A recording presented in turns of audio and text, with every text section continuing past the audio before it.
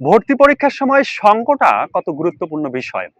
অনেকেই রয়েছো যে ছোটবেলা থেকে একসাথে মিশেছো, একসাথে মনে হয় যে কলিজার বন্ধু হিসাবে বেরিয়েছো, এখন একসাথে কোচিং করতে গেছো। কি মজা! তোমার স্বার্থকে প্রাধান্য দিতে হবে। পড়াশোনায় তোমাকে এগিয়ে নিতে হলে, ভর্তি পরীক্ষায় ভালো করতে হলে, শখকে শক্তিতে পরিণত করতে হলে সেরা বন্ধুগুলোকে বাছাই করতে হবে। সেরা বন্ধু কারা? যারা তোমার সাথে ভালো আড্ডা দিচ্ছে, তোমাকে প্রায়োরিটি দিচ্ছে, তার মানে তারা সেরা এমনটি নয়। যারা পড়াশোনায় খুবই সিরিয়াস এবং সহযোগিতাপূর্ণ মনোভাব রয়েছে, তুমি তাদেরকে নিয়ে আগাও।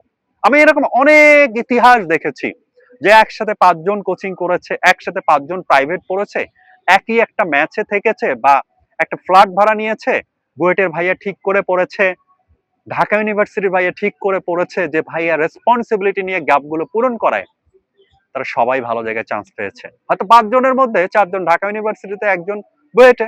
হয়তোবা ৪ জন একসাথে বেরিয়েছে, ৪ জনের মধ্যে ৩ জন বুয়েটে, ১ জন ঢাকা ইউনিভার্সিটিতে।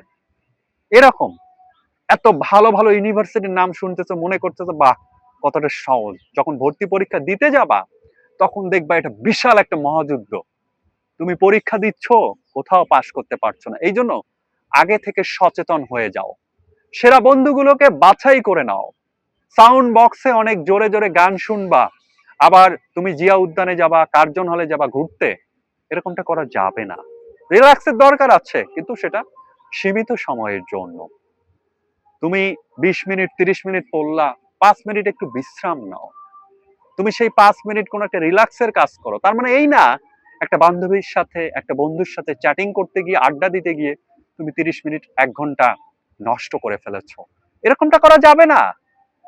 তুমি সেরা বন্ধুগুলো যারা পড়াশোনামুখী, যারা তোমার ভালো চায়, তাদেরকে বেছে নিয়ে ভালো একটা সঙ্গ, ভালো একটা সার্কেল তৈরি করে ফেলো। নিশ্চয়ই তুমি ভালো করবে।